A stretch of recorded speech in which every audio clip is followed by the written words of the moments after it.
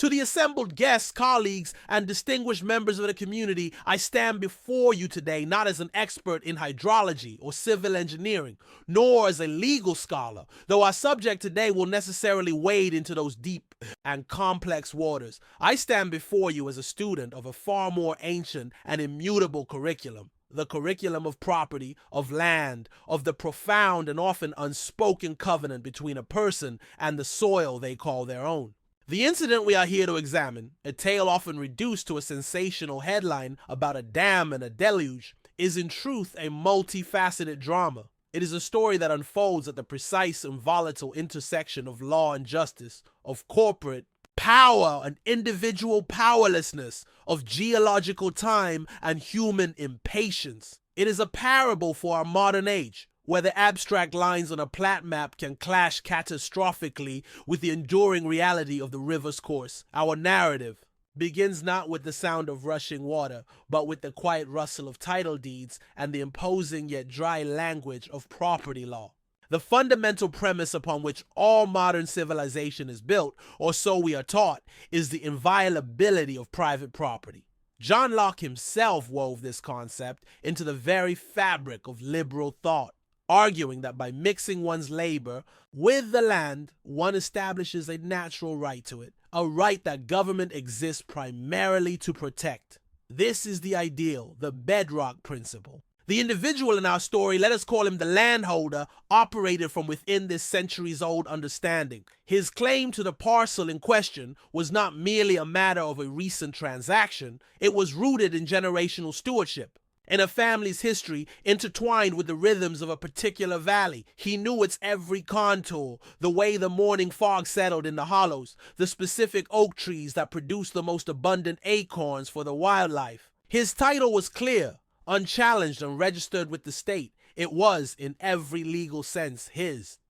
Adjacent to this family land lay a vast, undeveloped tract, owned by a corporate entity whose primary, and perhaps only connection to the land, was its potential for monetization. This entity, a development company, envisioned a pristine, orderly community, a homeowners association, or HOA, a modern feudal system of covenants and restrictions designed to enforce conformity and maintain property values. Their vision was one of manicured lawns, uniform facades, and a predictable, controlled environment. This vision, however, required space. The plans were drawn, the approval sought, and the land was purchased. But land, on paper and in the world of development pro formas, is often an abstract concept. A miscalculation, a grievous and seemingly inexplicable error was made. The boundaries were misread, the surveys flawed. The plat maps for the new luxury development showed 35 home sites neatly arranged on a gentle slope. The problem was that this gentle slope was not, in fact, the property of the developer. It belonged to the landholder. The initial discovery of this encroachment must have been a moment of surreal disbelief. Perhaps it was the sight of a surveyor's stake driven into a familiar meadow, or a formal letter detailing construction plans for a piece of ground that had been in his family for decades. The response from the landholder was, by all accounts, not one of immediate fury, but of bewilderment followed by a recourse to the very system designed to prevent such injustices. His was a voice raised in the proper channels: cease and desist. Orders served by county sheriffs, injunctions filed in local courts, angry phone calls to the development company's headquarters, and increasingly desperate pleas to local planning and zoning boards. He presented his flawless title. He presented the flawed survey. The truth of the matter was not in dispute. The houses were being built on his land. Here we encounter the first critical theme of this tragedy: the immense grinding inertia of large-scale enterprise. A development of this magnitude is not a simple undertaking. It is a colossal financial machine with immense momentum. Millions of dollars in investment capital are allocated. Construction timelines are set. Contracts with builders and suppliers are signed. And most importantly, 35 homes are pre-sold to 35 families with dreams of a new life.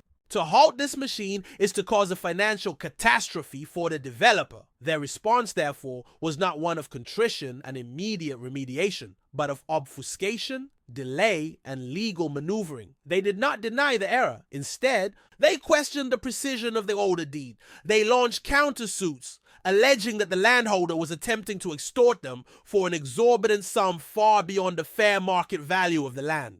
They used their considerable financial resources to tie the matter up in litigation, knowing full well that the individual landholder lacked the deep pockets to sustain a protracted legal war against a corporate adversary. The courts, overwhelmed and operating on dockets measured in months and years, offered little solace. A temporary injunction might be granted, only to be appealed, stayed, and argued over while the foundations were poured and the frames went up. The local government bodies, often sympathetic to the tax revenue and economic activity promised by a new development, proved reluctant to wield a regulatory power with any decisive force. They urged negotiation, mediation, processes that ultimately favored the party with greater staying power. The developer's strategy was a calculated bet that the landholder would eventually, exhausted and bankrupted by legal fees, accept a monetary settlement. They were not purchasing the land, they were purchasing his silence, his compliance, his surrender. They were betting that the principle of the thing would buckle under the weight of economic reality, and so the houses rose. From his property, the landholder watched the slow-motion annexation of his heritage. The sound of bulldozers and nail guns replaced the sound of wind and birdsong. Ancient trees, which had taken a century to reach their majestic height, were felled in an afternoon to make way for sewer lines. The very earth was carved and reshaped, its history erased for the sake of uniformity. This was not merely a financial loss or a legal dispute, it was a visceral, profound violation. It was the destruction of a personal sanctuary, a place of memory and meaning, reduced to a commodity and stolen in plain sight under the indifferent gaze of the law. The feeling of powerlessness must have been absolute. He had done everything right. He had followed the rules, hired the lawyers, filed the motions. And yet the violation continued day by day, house by house. The system had failed. The contract between the individual and the society that promised to protect his property had been broken. It is at this point of absolute despair that our narrative turns from the courtrooms and the filing cabinets to the geography of the land itself. For this was not just any piece of land. The valley in question was historically a floodplain, seasonally hydrated by a significant river. Decades earlier, a previous generation, perhaps the landholder's own grandfather, had constructed a dam. This was not a massive, federally regulated piece of infrastructure like the Hoover Dam. It was a simpler earthen structure, a berm of rock and soil that created a sizable reservoir for agricultural irrigation and perhaps for livestock. It was a tool for stewardship, a way of managing the water for the benefit of the land. For the developer, this dam was a footnote, a minor terrain feature noted on a hydrological survey, if it was noted at all. Their focus was on the slope, the drainage for their new roads, the view lots. They failed to understand the integral relationship between the high ground they were coveting and the body of water that lay above it.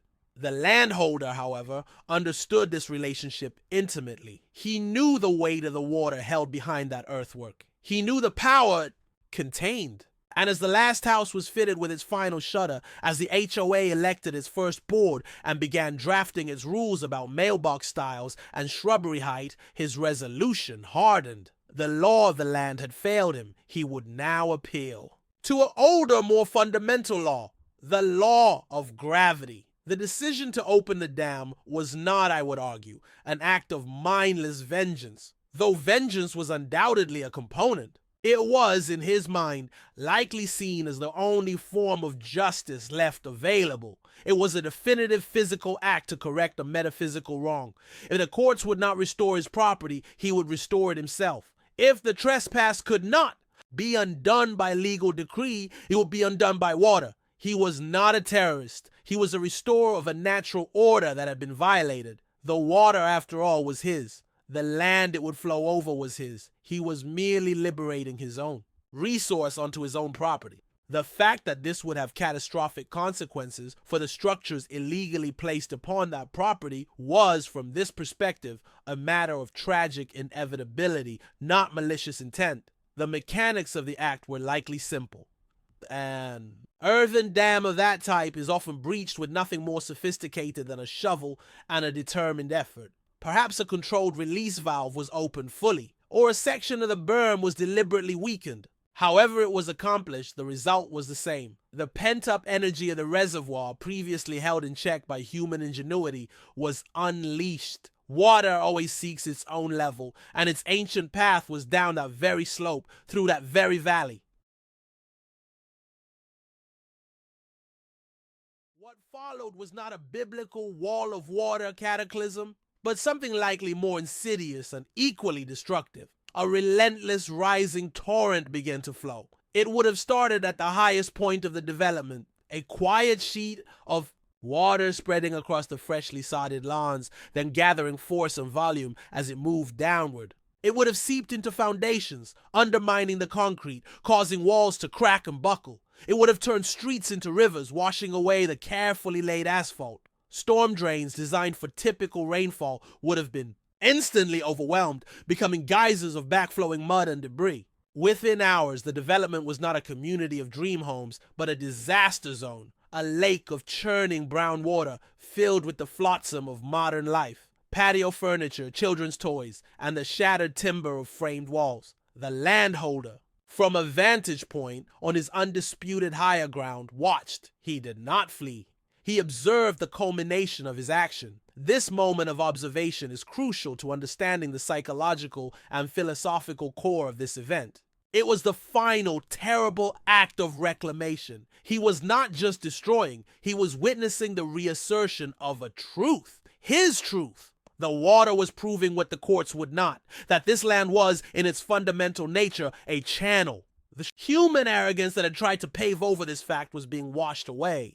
The artificial reality of property titles and HOA covenants was being subsumed by the physical reality of hydrology and force. The immediate aftermath was, of course, chaos. Residents were evacuated, thankfully without loss of life, though the trauma and financial ruin were immense. Emergency services scrambled to respond.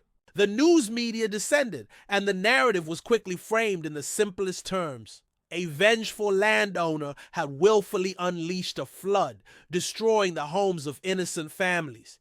He was a monster, a villain, a domestic terrorist. The developer, now recast as a victim of an unthinkable act, gave somber interviews expressing their shock and grief for the homeowners. The fact that those homes never should have existed in the first place was a detail often lost in the compelling imagery of destruction and the palpable suffering of displaced families. The legal repercussions for the landholder were swift and severe. He was arrested and charged with a litany of crimes: reckless endangerment, criminal mischief on a colossal scale, and likely terrorism-related charges given the scale of the damage. His defense team would have faced a nearly impossible task. While they could, and certainly did, present the history of the property dispute, the developer's intransigence, and the failure of the legal system, none of this could legally justify the deliberate act of flooding a residential area. The law, which had been so slow to protect his property rights, was lightning fast in defending the rights of the people whose homes were built upon it.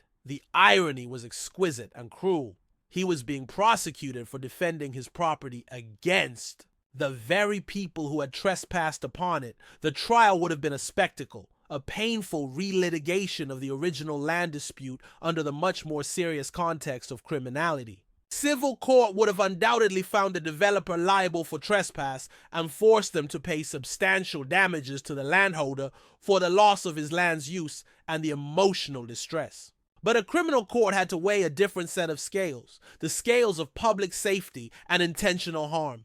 The landholder's actions, however justified he may have felt, created an unacceptable risk to human life. The law cannot and should not condone violent self-help as a remedy for injustice, no matter how profound that injustice may be. To do so would be to invite chaos, to endorse a world where every grievance is settled by force rather than by process. He was found guilty and sentenced to a lengthy term of imprisonment. The developer, though financially crippled by the civil judgments and the loss of their investment, largely avoided criminal culpability. Their negligence was a matter for civil courts. His action was a matter for criminal law. They're starkly different. Outcome forces us to confront uncomfortable questions about the nature of justice and the limitations of our legal frameworks. The system is designed to be a slow, careful, and evidence-based process. It is not designed for swift moral arbitration. It can be manipulated by those with resources to delay and obfuscate. It can fail the individual catastrophically, but it does. That failure justifies taking the law into one's own hands. Philosophically, we can look to thinkers like Thoreau, who argued for civil disobedience in the face of an unjust state, or even to John Locke himself, who allowed for the right of revolution when the social contract is utterly broken. The landholder could argue that his was a revolution against a micro-state, the corporate political complex that had stolen his land. He was a sovereign citizen enforcing the natural law of property. Yet this argument collapses upon the rocks of consequence. His act of rebellion did not only target the faceless corporation, it victimized the 35 families who in good faith purchased what they believed were legitimate homes. They were guilty of nothing more than trusting the system. The title insurance companies, the property surveys, the building permits issued by the county, they were the ultimate pawns in this struggle. Their lives and savings sacrificed on the showy altar of a principle they did not choose and a conflict they did not create. This is the tragic flaw in any act of violent retribution. Its effects are rarely contained to the intended target. It creates a cascade of collateral damage, making moral certainty impossible. Furthermore, his action ultimately validated the very system he sought to defy. By breaking the law so spectacularly, he allowed the developer and the authorities to shift the narrative entirely. The story was no longer corporate giant steals family land. It became deranged man floods neighborhood. He handed his adversaries the moral high ground on a silver platter. The deeper systemic failure, the corrupting influence of money on local government, the inadequacies in the land title verification process, the impotence of the courts against well-funded delay tactics, was all but forgotten in the outrage over the floodwaters. His action, intended as a supreme act of individual agency, ultimately made him a prisoner, both literally and figuratively, and allowed the system to avoid any meaningful introspection or reform. The legacy of this event is therefore a complex and sobering one. It serves as a permanent cautionary tale for developers about the absolute necessity of due diligence. It is now a case study in law schools regarding the perils of self-help remedies and the distinction between civil wrongs and criminal acts. For homeowners, it is a terrifying lesson in the hidden vulnerabilities of their most valuable asset. For individuals, it is a stark reminder that while a principle may be worth defending, the method of its defense carries its own profound moral weight. But perhaps its greatest lesson is about the nature of land itself. We in the modern world have become accustomed to thinking of land as a blank canvas, a passive resource to be subdivided, developed, and monetized. We trust the lines on a map more than we understand the lay of the land. This story reminds us that the land has its own logic, its own history, and its own power. A river's course, the stability of a slope, the hydrological reality of a watershed. These are forces that exist on a time scale far beyond a quarterly earnings report or a court's docket. To ignore them is the height of arrogance. The developers' original sin was not just a surveying error. It was a fundamental failure to see the land for what it was. They saw only potential profit, not the existing reality. The landholder's final act, though legally and morally catastrophic, was at its core a violent reassertion of that reality. He reminded them that the land was not an abstract concept in a deed. It was soil, rock, and water when unleashed flows. It does not recognize HOA covenants. It does not respect property lines drawn by men. It seeks its own path. And in this tragic instance, its path was one of terrible, costly, and undeniable justice. Thank you.